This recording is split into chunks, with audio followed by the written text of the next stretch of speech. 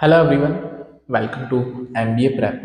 And as you know that after the Z exam, next जो important exam है वो MyCAT और CMAT है.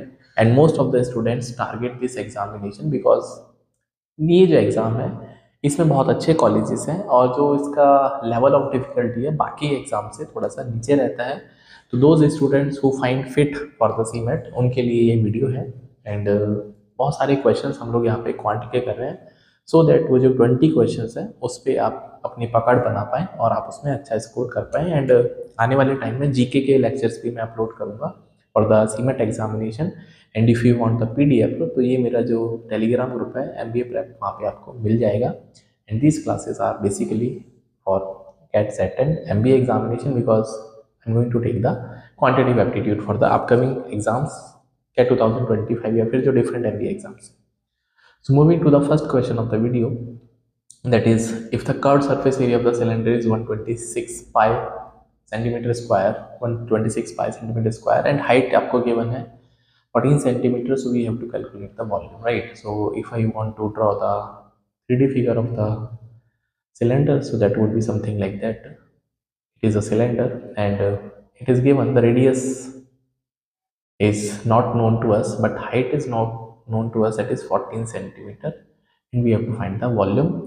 So first of all you should know that is CSA of the cylinder is nothing but 2 pi RH, and साथ के साथ ही अगर मैं TSA की बात करूं तो this is 2 pi r h plus r. तो ये दोनों फॉर्मूले आपको याद होने चाहिए. Now CSA is given to us 126 pi and this is pi. Radius I don't know, but height is 14. So there is no use of pi, and 14 into 9 126. So radius would be 9/2. So radius इसका 9/2 आएगा centimetre में, right. And we have to find the volume. तो volume of the cylinder जो होता है वो पाई are square H होता है, right. So pi is 22/7, radius is 9/2 into 9/2 and height is 14. So 7 into 2 14 and 2 से हो जाएगा 11. So 11 into 81 9981, that is 810 plus 81. So that will give me 891 centimetre cube. तो मुश्किल क्वेश्चन नहीं था, लेकिन इस तरह के क्वेश्चन एग्जाम सीमेट जैसे एग्जाम में डेफिनेटली पूछे जा सकते हैं. Moving to so we have the next question. So it is saying that the probability of solving a problem by 3 students, right? Probability का question, that is, suppose we have 3 students, probability of A can solve 3/7. The problem is solved by B, that is 5/9, and that of C, it is given to us 1/5, right? Now it is saying the probability that problem will be solved, right? Problem solve होना चाहिए. तो basically ये independent कुछ events हैं कि जहाँ पे एक का प्रॉब्लम सॉल्विंग दूसरे को अफेक्ट नहीं कर रहा है, तो हम ये चाहते हैं प्रॉब्लम सॉल्व हो जाए. तो इन व्हाट वे और how can it be possible कि प्रॉब्लम सॉल्व हो जाए. तो प्रॉब्लम सॉल्व होने के लिए एक ही चीज़ ज़रूरी है कि प्रॉब्लम सॉल्व हो जाए. तो it can be solve by A, not by B, not by C. Plus एक से ना हो पाए बी कर दे तो मेरे लिए तो प्रॉब्लम सॉल्व ही हो जाएगी. या फिर ए से भी ना हो, बी से भी ना हो, सी से हो जाए. बार का मतलब है नॉट सॉल्व, राइट. ठीक है, ए से हो गया, बी से हो गया, सी से हो गया. हो सकता है कि ए बी सी तीनों से हो जाए, ए बी सी तीनों से हो जाए, राइट. तो ऐसे तो हम बहुत सारे केसेस बनाते रहेंगे ना. फिर आप बोलोगे ए और बी से हो जाए, सी से ना हो. ठीक है, तो कोई पंगा नहीं है. अब जो इसमें यहाँ पे जो हम यूज़ करने वाले हैं वो बड़ा इंपॉर्टेंट है कि हम इसको कैसे कट शॉर्ट करेंगे. तो we should know that probability of success plus probability of failure. आप किसी भी इवेंट की बात करिए उसमें दो ही चीज़ हैं कि वो मेरे मन मुताबिक हो जाए तो सक्सेस है, मेरे मन मुताबिक ना हो तो फेलियर है. जो कंबाइंड प्रोबेबिलिटी होती है वो 1 होती है, राइट. तो अगर मैं इस सक्सेस की बात करता हूँ, यहाँ पे मेरी जो सक्सेस ये है कि प्रॉब्लम सॉल्व हो जाए, कैसे भी हो प्रॉब्लम सॉल्व हो जाए. तो ये जो है 1 माइनस जो फेलियर है that is problem not solve. Hopefully it is clear. तो 1 में से अगर मैं उन सारे केसेस को माइनस करूंगा कि जहाँ पे आपकी प्रॉब्लम सॉल्व नहीं होगी, तो वो जो केसेस बचेंगे वो प्रॉब्लम सॉल्विंग के बचेंगे. Hopefully it is clear. अगर ये क्लियर है तो क्वेश्चन में कुछ बचा ही नहीं है. So I can say this is 1 minus problem not solve. तो प्रॉब्लम नॉट सॉल्व तभी होगी जब तीनों में से किसी से ना हो. Means not solve by A, not solve by B and not solve by C. तो ये इस सवाल का क्वेश्चन का आंसर हो जाएगा। अगर मैं ए बार की बात करता हूँ तो ए बार इज 4/7, बिकॉज कंबाइंड होके 7 आना चाहिए, मतलब नीचे ऊपर भी 7 नीचे भी तो 1 आना चाहिए। Similarly this is 4/9। आप बोलो कैसे, 1 में से 5/9 को माइनस कर दो। Similarly this is 4/5, this is C bar and this is B bar. तो होपफुली गेट के ए बार बी बार सी बार बोल तो प्रोबेबिलिटी है, राइट। थोड़ा सा स्पेस का कंस्ट्रेंट है, but please try to understand. ये प्रोबेबिलिटी ऑफ फेलियर है बी का, ये प्रोबेबिलिटी ऑफ ए का फेलियर है। फेलियर बोले तो प्रॉब्लम सॉल्व नहीं हुआ है, ये प्रोबेबिलिटी ऑफ सी का फेलियर है, right. So if I want to put the values, so this will be 4/7 into 4/9 into 4/5, that's it. तो नेक्स्ट पेज पे इसको सॉल्व करते हैं। 1 minus 4 into 4 into 4 upon that would B 7 into 9 into 5। तो 7 into 9 into 5 I can solve, multiply कर सकते हैं। 7 into 9 63 and 63 into 5 is nothing but 315। So 315 minus 64 upon 315. So that would be 1 and that would be 25 to 51 upon 315. So I don't find कि इसमें कुछ भी common है. So that is problem is solved. So that is the answer of the question. Option नहीं है but that is the answer, right? तो 3 तो 5 7 8, ठीक है, नहीं है। नीचे वाला नंबर 3 से डिविजिबल है, ऊपर वाला नहीं होगा, ठीक है। अगर हो रहा है तो आप इसको सॉल्व कर लेना, बट इसमें कोई बड़ा टास्क नहीं है। Moving to the next question. Next question, it is saying profit loss का क्वेश्चन है that a dishonest dealer marks up his goods by 50% and gives a discount of 20% on the mark price. Apart from this he uses a faulty weight balance which reads 1 kg for 900 ग्राम। मतलब 900 ग्राम दे रहा है लेकिन उसको दिखा रहा है 1000। तो यहाँ पे प्रॉफिट हो रहा है शॉपकीपर का और जो कस्टमर है उसका नुकसान हो रहा है। अगर ये उल्टा होता 900 फॉर 1000, ठीक है, तो यहाँ पे शॉपकीपर का नुकसान होता है, बट यहाँ पे शॉपकीपर का नुकसान है, ठीक है। मतलब शॉपकीपर का यहाँ पे प्रॉफिट हो रहा है बिकॉज दिखा तो 1000 रहा है लेकिन एक्चुअली में 900 ही तोल रहा है, राइट। तो यहाँ पे एक चीज़ समझने वाली है, जब भी हम प्रॉफिट एंड लॉस की बात करते हैं ओवरऑल जो इफेक्ट होता है markup effect into profit effect into discount effect into cheating effect, cheating into loss effect. मतलब जो भी कुछ है ये आप मल्टीप्लाई करेंगे बिकॉज ये सक्सेसिव प्रोसेस है, ठीक। अब इफेक्ट का थोड़ा सा एक आइडिया दे दूं सो दैट आप अगर पहली बार देख रहे हैं तो समझ में आए। इफेक्ट का मतलब होता है आउटपुट अपॉन इनपुट। मेरे को कितना मिल रहा है, मेरी जेब से कितना जा रहा है, बस यही है, ठीक है। फॉर एग्जाम्पल अगर हम 20% मार्कअप की बात करते हैं, 20% मार्कअप का मतलब है कि आपको 1/5, हाउ कम इट इज 1/5, 20% का फ्रैक्शन वैल्यू है 1/5। या फिर अगर इतना भी नहीं समझ में आता तो 20% मार्कअप कर दिया, मतलब आपको मिलेगा 20% ज़्यादा। 100 के रेस्पेक्ट में 120 मिलेगा लेकिन इन्वेस्टमेंट 100 का ही जाएगा। तो आप इसको ऐसे समझ सकते हैं, right. Output upon input fraction में करके बस ये फायदा होगा कि आपका कैलकुलेशन थोड़ा इजी हो जाएगा, राइट। तो मैं फ्रैक्शन में डायरेक्टली कन्वर्ट करूंगा। अगर आप फ्रैक्शन के पॉइंट ऑफ व्यू से सोचेंगे तो 5 आपका इनपुट है और उस पर 1 आपने आउटपुट प्लस कर दिया, बोले तो मार्कअप कर दिया, तो आप 6 उस पर टैग करोगे इन प्लेस ऑफ 5, और एक ही वैल्यू आई, राइट। तो बोलता है कि मार्कअप है 50%। 50% का मतलब होता है 1/2, मतलब 2 रुपये के मार्कअप को हमने 3 रुपये पे टैग कर दिया, कोई दिक्कत नहीं है। एंड डिस्काउंट दे रहा है 20%। 20% डिस्काउंट बोले तो डिस्काउंट एक नेगेटिव टर्म है 1/5। तो 5 रुपये की चीज़ को मुझे 1 रुपये पे छूट देना पड़ेगा, राइट। उसको रिबेट देना पड़ेगा, डिस्काउंट देना पड़ेगा। तो मेरी जेब में 4 आएंगे इन प्लेस ऑफ 5। तो आउटपुट 4 नीचे इनपुट 5, राइट। उसका चीटिंग की बात करता है। तो चीटिंग में आप पैसे कस्टमर से ले रहे हो 1000 के, लेकिन उसको सामान 900 का ही दिया जा रहा है। तो that is all about the question. इसके बाद ये क्वेश्चन खत्म हो जाएगा। तो आइए इसका सोल्यूशन करते हैं। So this is 3/2 multiply by 4/5 into 10/9। So this is 10 10 cancel out हो जाएगा। 12/9। तो आई कैन सी कि 12 रुपये मिल रहे हैं 9 रुपये लगा के, तो there is a profit of 3 unit. तो प्रॉफिट ऑफ 3 यूनिट का मतलब है कि 3 का फायदा कितने पर, 9 पर, बिकॉज इन्वेस्टमेंट 9 का है इंटू 100 and that is 33.33%। तो nearest integer would be option number 4। Hopefully you get it. इसके अलावा इसका आसान कोई तरीका नहीं है, please try to understand. And इस मेथड को ग्रैस्प करो, कैट पे भी क्वेश्चन पूछे जाते हैं इस लेवल पे। We have the next question that it is saying like it just hold on 3 क्या बोलता है क्वेश्चन ये, find the number of diagonals of a regular polygon sum of whose interior angles is 2700 degree, right? तो suppose for n sided polygon, आपके पास अगर n sided polygon है and वहां पे भी रेगुलर दे रखा है, रेगुलर वर्ड का मतलब होता है कि जहाँ पे साइड की लेंथ और एंगल की लेंथ कह रहा हूँ, एंगल का मैग्नीट्यूड इक्वल है, वो रेगुलर होना है। But for the generally n sided polygon के लिए जो सम ऑफ इंटीरियर एंगल्स होता है, हाँ, सम ऑफ इंटीरियर एंगल्स, सोइया कुछ नहीं होता है, n-2 into 180 degree, simple. n क्या है, नंबर ऑफ साइड्स है, ठीक है।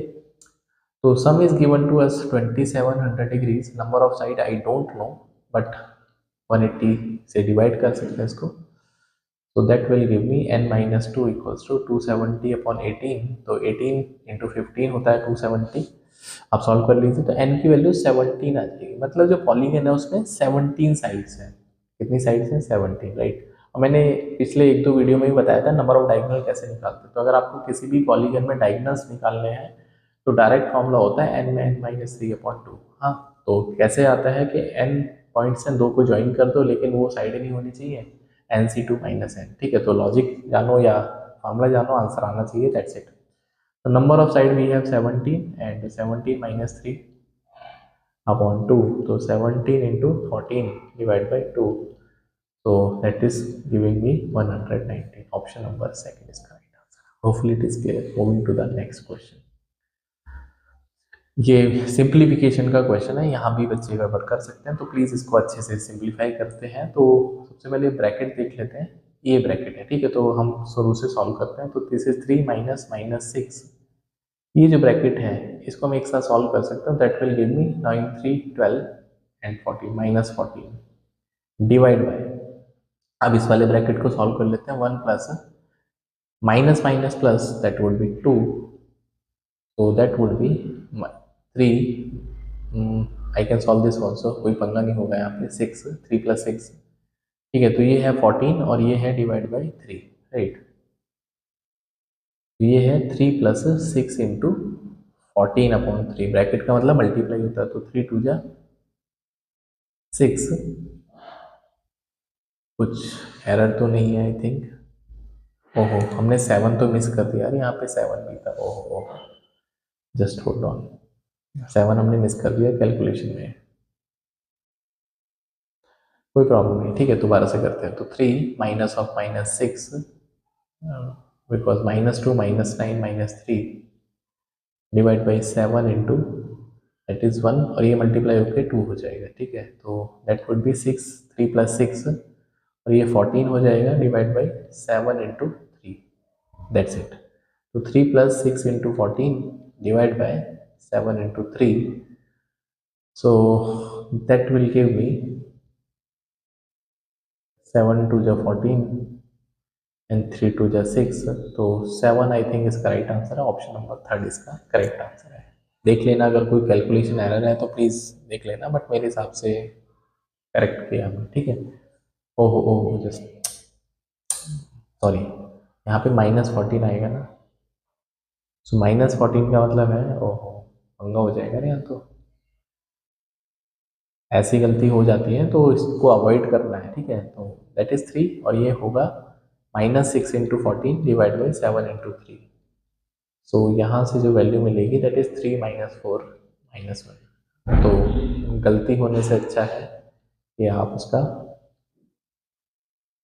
रेक्टिफिकेशन करें, तो -1 इसका final right answer. Moving to the next question. Now it is saying the difference between the length of two parallel sides of the trapezium is 12 centimeter. So suppose we have a trapezium and the difference, suppose this is A, this is B, so of course B should be greater than A, so that नीचे वाली एक तो बड़ी होनी है, तो मैंने B को assume कर लिया, तो B minus A is given to us 12. The perpendicular distance between these two parallel sides is 60. तो ये जो distance है इसके बीच में 60 है.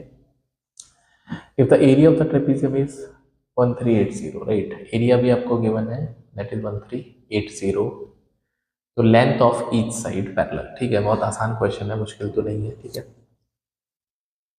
तो एरिया का फॉर्मूला होता है trapezium, that is half of sum of parallel side divided into height, right.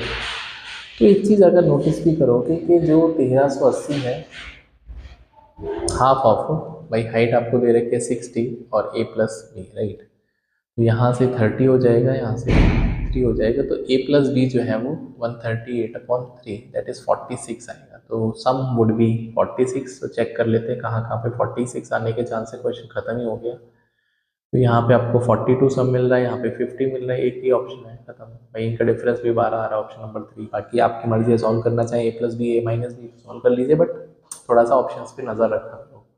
Moving to the next question, the centroid of an equilateral triangle PQR is L. So we have a equilateral triangle and the centroid is the intersection of the medians, जहाँ पे medians तीनों intersect करते हैं, and suppose this is the median, right, and PQ, suppose this is PQR। ओह मैंने ABC ले लिया, कोई बात नहीं, इसको मैं ABC मान लेता हूँ या PQR जो भी है। तो इसका मतलब PQ की वैल्यू जो है वो AB के बराबर है, तो AB की वैल्यू 6 है and length of the PL निकालना है। PL बोले तो इट इज, हमने P जो अज्यूम किया है A को अज्यूम किया है, तो इसका मतलब आपको AL निकालना है, ठीक है। कुल मिला के आपको किसी भी पॉइंट से सेंट्रोइड का डिस्टेंस निकालना है, दैट्स इट। तो सेंट्रोइड का जो डिस्टेंस होता है, चाहे आप इसको AL बोलिए, BL बोलिए या LC बोलिए, बराबर ही आएगा फॉर द इक्विलेटरल ट्रायंगल। और कितना आएगा, दैट इज 2/3 ऑफ, क्योंकि सेंट्रोइड क्या करता है, जो मीडियन है उसको 2/3 या 2:1 में डिवाइड करें, 2/3 ऑफ हाइट। और for the equilateral triangle median he height होती है, मीडियन ही एंगल बाइसेक्ट होता है, सब कुछ होता है।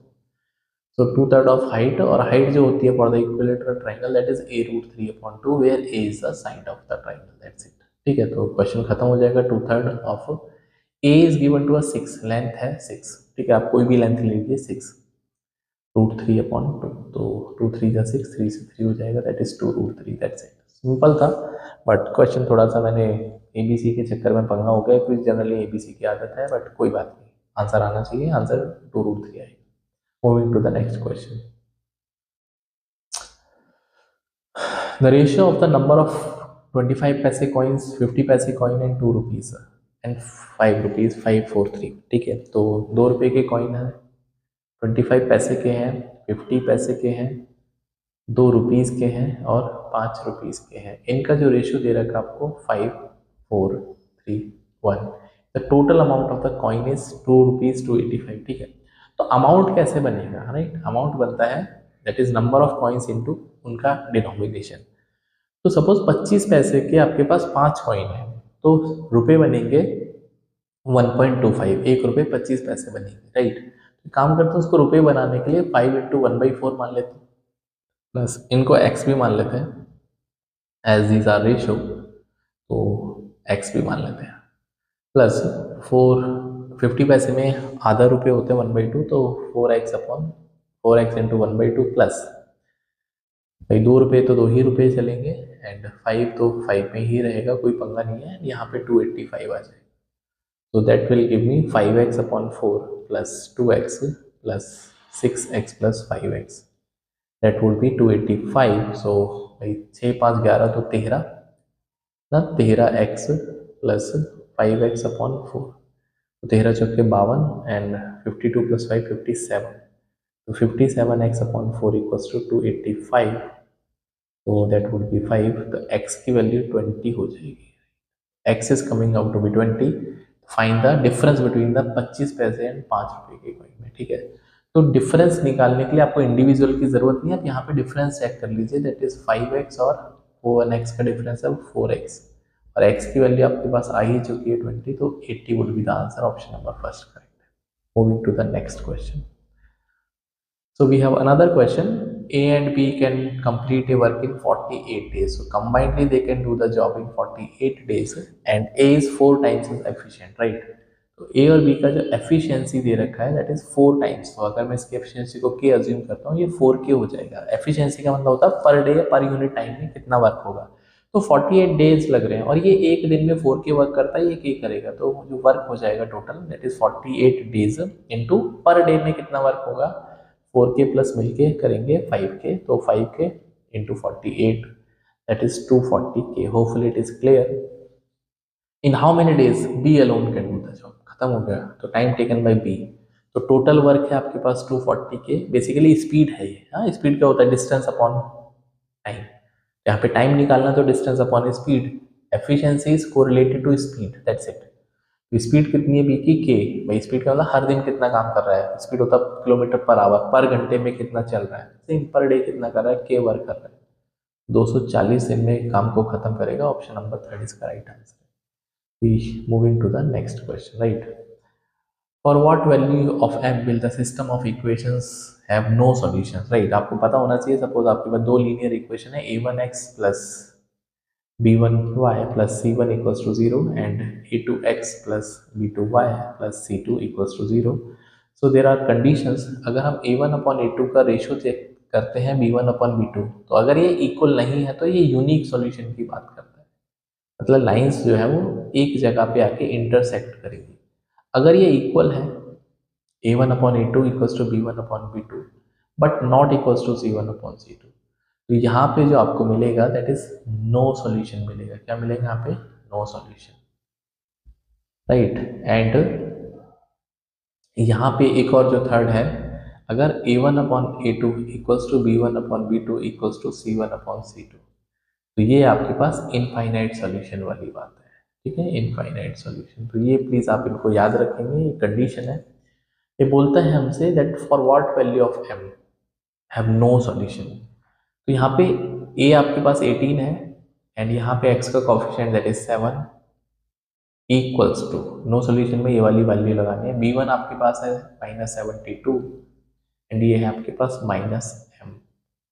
यहाँ से m की वैल्यू निकल जाएगी बिकॉज नॉट इक्वल्स टू वाली बात नहीं पूछी, इक्वल्स टू वाली बात पूछी कि क्या होनी चाहिए. तो 18 4 जा 72 एंड दैट इज ओके. हमने उल्टा just hold on, minus minus cancel out हो जाएगा. 18 इंटू 4 72, तो m की वैल्यू 28 आ जाएगी. ऑप्शन नंबर फर्स्ट करेक्ट है.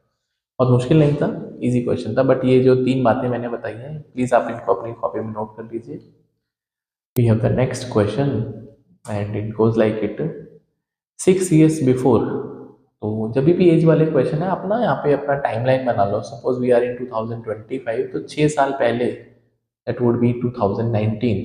The ratio of A and B was 7:5, तो ये 7x और 5x होंगे. तो आज की जो एज हो जाएगी वो दोनों में 6 ऐड करना पड़ेगा. Hopefully it is clear, right. तो जहाँ से शुरुआत है वहीं से रेशियो मान के करोगे, थोड़ा ईजी होता है. After from 4 years from now, आज से 4 साल बाद 2029 की बात करता है, तो दोनों की एज में 4 और प्लस कर दो. सो अल्टीमेटली इसकी एज हो जाएगी 7x प्लस 10 और ये हो जाएगा 5x plus 10. The ratio of their edges will be 11:19. खत्म. तो 7x plus 10 upon 5x plus 10 that would B 11/9. तो क्रॉस मल्टीप्लाई करेंगे 63x plus 90 equals to 55x plus 110. तो यहाँ से 8x की वैल्यू हो जाएगी 20, x की वैल्यू हो जाएगी 5/2 2.5. We to find the a का प्रेजेंट एज. तो a का जो प्रेजेंट एज है दैट इज 7x प्लस 6. तो 7x प्लस 6, तो 7 इंटू 2.5 प्लस 6, तो 25 इंटू 7 17.5 प्लस 6, तो 23.5 साल इसका एज आएगा. 23 1/2. ऑप्शन राइट है. Moving to the next question. Find the amount in integral values if the sum of rupees 6500 is being borrowed at 10% per annum for 2 year half yearly, right. इसका मतलब जो 2 साल है उसमें 4 हाफ ईयर बनेंगे. पहली बात तो ये भाई 6 महीने के, और जो रेट ऑफ इंटरेस्ट है वो आधा हो जाएगा. दैट इज ये पर एनम है तो ये हो जाएगा 5% के हिसाब से. हाफ करना, हाफ, तो ये पर हाफ ईयरली हो जाएगा. Hopefully it is clear, right. Per annum, ठीक है, पर क्वार्टरली हो गया, ये हाफ ईयरली हो गया, सॉरी. हाँ, तो उसके बाद बोलता है डिफरेंस निकालना है. फाइंड द अमाउंट, अमाउंट निकालना, नॉट डिफरेंस, अमाउंट. तो 6500 रुपये है. अब कुछ नहीं सोचो, बस इसमें अगर हम साइक्लिक प्रोसेस से भी करते हैं, साइक्लिक प्रोसेस से, तो 6500 पे हर 6 महीने में 5% का ब्याज मिलेगा. दैट्स इट, ठीक है. तो अगर मैं इसका 5% कैलकुलेट करता हूँ तो 10% होगा इसका 650, तो 5% कितना होगा, हाफ, दैट इज 325, तो प्लस 325 हो जाएगा, तो ये 6825 हो जाएगा। Hopefully it is clear, right. उसके बाद फिर से इसमें हम 10% कैलकुलेट करेंगे 682.5, और इसका हाफ करेंगे तो 341.25। अब कुछ बच्चे यहाँ पे कैलकुलेशन में सोचेंगे इसको इंक्लूड कर लें, भाई आप 341 पे बात खत्म करो, क्योंकि राउंड ऑफ लेना है उसने बोला ही है, तो आप प्लस करेंगे तो ये हो जाएगा 671। फिर से 5%, क्योंकि आपको 5-5% ब्याज मिल रहा है, 716 का 10% होगा 716.6, दिस इज द 10%, और 5% कितना होगा इसका, हाफ, दैट इज हाफ का मतलब है 2 3 जा 6, 2 8 जा 16, सॉरी 35 आएगा ना, 35 एंड 2 8 जा 16.3, राइट। तो ये हो जाएगा 358। तो मैं इसको 358 पे खत्म करता हूँ, मैं नहीं चाहता ना कैलकुलेशन बढ़े, तो मैंने इसमें क्या किया, 7166 प्लस 358, तो 8 6 14 एंड 6 5 11 और 1 12 और 72 और 3 75, 7524। तो 7524 3 बार हो चुके हैं, एक साइकिल और कंप्लीट करना है, क्वेश्चन खत्म हो जाएगा, अल्टीमेटली नेक्स्ट पेज पे आना ही पड़ेगा। इसका भी आपको 5% लेना है, राइट। तो 10% होगा इसका 752.4, तो 5% कितना होगा इसका, हाफ करेंगे तो दैट इज 37.2, 376, इसका मतलब मोटा मोटा 376 ऐड कर दो, तो 376 ऐड करेंगे तो 6 4 10, 7 2 9 10, और ये हो जाएगा 76 और 3 79, 7900 के आसपास इसकी वैल्यू आएगी, दो ज़्यादा ही आएगी क्योंकि मैंने थोड़ा वैल्यू कम कम लिया है, बट ऑप्शन के अकॉर्डिंग वो 7900, और कोई ऑप्शन है नहीं, 200-300 का डिफरेंस नहीं होगा, डिफरेंस होगा वो ज़्यादा 15-20 रुपये का होगा, ठीक है, इससे ज़्यादा नहीं होगा। Moving to the next question, the average of 12 number is 48, right. Average of 12 number, इसका मतलब x1 x2 आपके पास ऐसे करते करते 12 नंबर है, और जो इनका एवरेज है 12 से डिवाइड करने के बाद 48 है, तो यहाँ से इनका सम कितना आएगा, to x 12, that is 48 into 12, that is 576, right. तो इनका सम आ गया, right. The average of the first 5 number is 45, तो x1 plus x2 plus x3 plus x4 plus x5, तो इनका जो सम आएगा वो 45 इंटू 5 से आएगा, क्यों, क्योंकि इनका एवरेज आपको 45 है, तो सम हो जाएगा number into average 2 to 5। And similarly the average of next 4 number बोले तो x6 x7 x8 plus x9, इनका एवरेज दे रखा है 52, तो इनका सम कितना हो जाएगा, इंटू 4 से 208। Hopefully it is clear. तो यहाँ से समझ में आता है कि अगर मैं x1 to x9 तक चलता हूँ तो इनका जो सम आ जाएगा that would be around 2 to 5 plus 208, तो 433। तो ये शुरू के 9 नंबर्स का सम आ गया, राइट, 9 नंबर्स का सम आ गया, राइट। इसका मतलब x1 plus x2 plus x3 up to x9 x10 x11 और x12, ये 576 आ रहा था, और इन सब का जो सम आ रहा है वो आ रहा है 433, यहाँ से x10 x11 प्लस x12, तो ये 576 के इक्वलेंट है, तो यहाँ से x10 plus x11 plus x12, तो ये आपके पास बचेगा 433 माइनस करेंगे तो 43 एंड 143 एंड 43, राइट। अब यहाँ पे कंडीशन दे रखी है that if the 10th number is 10 less than the 11th number and 5 more than the 12th number, right. तो 10th नंबर की बात कर रहे हैं, तो 10th नंबर को मैं अज्यूम कर लेता हूँ x, ठीक है, कितना अज्यूम कर लेते हैं, इसी को मान लेता हूँ, मैंने k मान लिया फॉर एग्जाम्पल, x भी ना मानो k। तो 10th नंबर 10 कम है 11 से, इसका मतलब 11 10 ज़्यादा है, भाई मेरे पास 10 रुपये कम है तो दूसरे के पास 10 रुपये ज़्यादा है, तो हम उल्टा सोच रहे हैं, क्योंकि मैंने जो बेस मान लिया 10 को मान लिया, तो 11 के पास इससे 10 ज़्यादा होंगे, क्योंकि 10th जो है वो 11 से 10 कम था, तो 11 वाला 10 से 10 ज़्यादा है, and 5 more than the 12th, इसका मतलब 12th के पास 10th के पास 12 से 5 ज़्यादा थे, तो उल्टा सोचेंगे तो 12 के पास 10 से 5 कम है, तो k माइनस 5, और इनका समेशन आपके सामने है, so that is 3k plus 5, right. 10 minus 5 5 बचेगा, इक्वल टू 143, तो 3k इक्वल्स टू 138, तो यहाँ से k की वैल्यू 46 आ जाएगी। तो क्वेश्चन क्या बोलता है आपसे, we have to find the average of the 11th और 12th नंबर, राइट। कोई प्रॉब्लम नहीं है। देखो 11th और 12th का एवरेज निकालना, तो 11th नंबर कितना है भाई? अगर मैं x11 की बात करता हूँ, यहाँ लिख देता हूँ छोटू सा पिंक कलर से, पिंकी पिंकी, तो दैट इज k+10। तो ये हो जाएगा 46 + 10, that is 56। And that of 12th is k-5, that is k-5। तो 46 - 5 दैट इज 41। तो इनका एवरेज निकालना है, तो इनका सम करना पड़ेगा।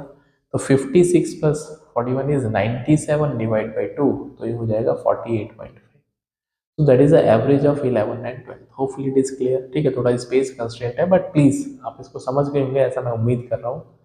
So answer would be 48.5। ठीक है, तो नेक्स्ट क्लास में हम बाकी क्वेश्चन सॉल्व करेंगे। एंड प्लीज़ ये जो वीडियो रहेगी कंटिन्यू रहेंगी जब तक आपका एग्जाम नहीं होगा। And I will be uploading more than 100 question, so that आपके जो कंसेप्ट है वो बार बार रिवाइज करोगे तो डेफिनेटली आपके जो क्वेश्चन सॉल्व करने की एबिलिटी भी बढ़ेगी और आपके सोचने समझने का भी एक व्यू पॉइंट बढ़ेगा। ठीक है, सो पीडीएफ के लिए आप जो हमारा टेलीग्राम ग्रुप है, लिंक आपको नीचे मिल जाएगा, एमबीए प्रेप का, वहाँ मिल जाएगा। एंड टेलीग्राम पे अभी बहुत आई कैन से कम मेंबर है, बिकॉज वो मैंने अभी इनिशिएटिव लिया है कि थोड़ा टेलीग्राम पे भी काम करते हैं, सो दैट वो कम्युनिकेशन का आज के टाइम में एक स्टूडेंट्स कम्युनिटी में एक अच्छा तरीका है। तो you can join our Telegram group as well. Okay, so see you in the next video. Till then, bye. Take care. All the best for your upcoming exam. See you in the next video. Bye.